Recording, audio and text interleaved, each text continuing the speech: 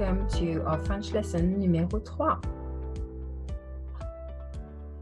Okay, let's start with a quick starter. Which sentence is right? Which word is right? Le Maroc ou le Maroc? A or B? La Australie ou l'Australie? And le Mexique ou le Mexique? Let's have a look. Numéro 1. It's le Maroc, correct, because there's a capital letter on the M. Well done. Numéro 2. L'Australie, correct. Yes, we cannot have two vowels here following each other because the name of the country starts with a vowel. We put an L apostrophe. Excellent. And numéro 3.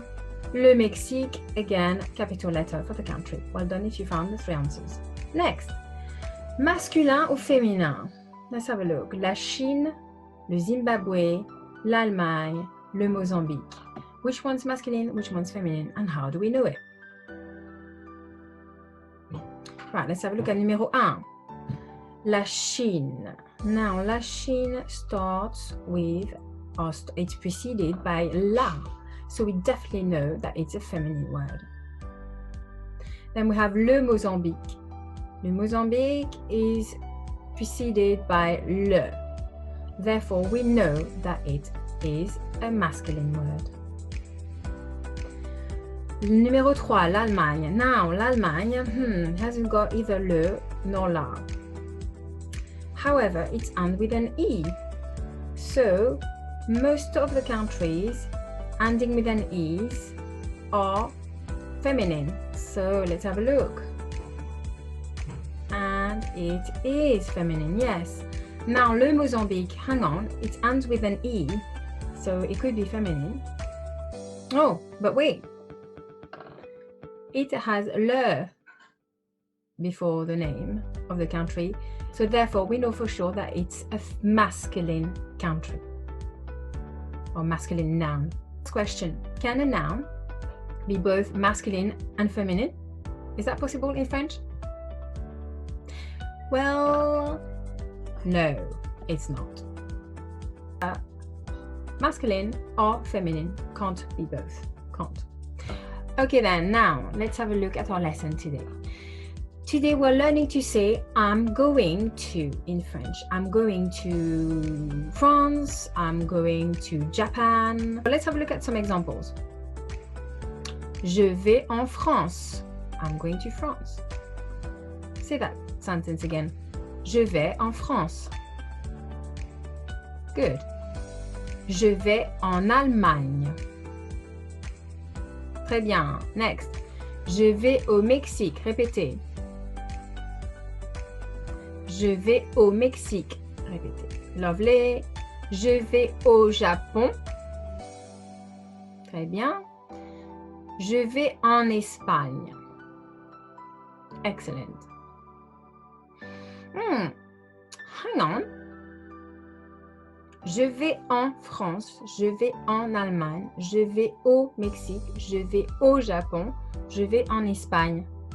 Why do we have two different ways of saying to in French? Let's have a look.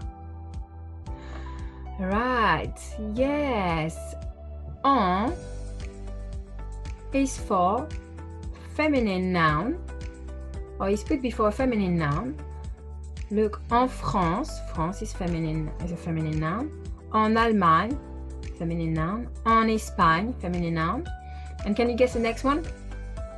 Yes, au is before a masculine noun. Au Mexique, au Japon. Interesting. That's kind of easy. We also have au for a masculine plural. Can you think of an example of a masculine plural country that we have learned? There's an example. Je vais aux États-Unis. États-Unis is a plural noun. It's also masculine, so we put an X at the end of the O. Let's do a little bit of practice. Now, on this page, so we have le Japon, la Chine, l'Allemagne, le Brésil, les Pays-Bas, la France, le Portugal, le Maroc, l'Angleterre et le Japon. Now, we are going to practice the sentences saying je vais en ou je vais au. Okay. So what you need to remember is if the country is masculine or if it's feminine. If you want to put an F for feminine or an M for masculine near the flag of the country to remember, then that's totally fine. Let's do some practice. So the first country is le Japon. It becomes je vais au Japon. Can you say that? Next one is la Chine. So it becomes je vais en Chine. Superbe. L'Allemagne. Je vais en Allemagne. Now, le Brésil is masculine, so je vais au Brésil. Les Pays-Bas is masculine and it's plural, so it's au, but we will write it with an X. It goes, je vais aux Pays-Bas. Excellent. Now, I'm going to let you practice in your own time. You can pause this video and come back to me when you're ready. Great, you're ready for another activity. Let's have a look. Okay, so here is our worksheet. So there's the grammar point at the top, telling you all the things that you need to know to do the exercise. Okay, so we put au in front of a masculine country, and we put en in front of a feminine country. Okay, let's do number 1 here. Je vais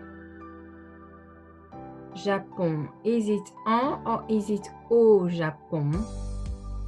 Right, once you finish doing all the sentences, there's an extension at the bottom. The extension is to write 4 sentences into English.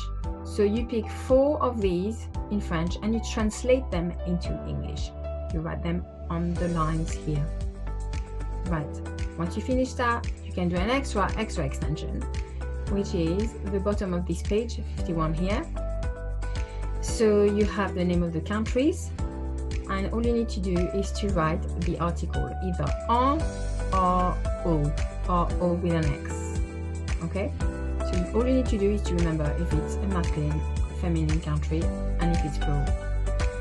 So that's the end of our lesson. I hope it makes sense. And if you have any further questions, don't hesitate to contact me. Merci. Au revoir.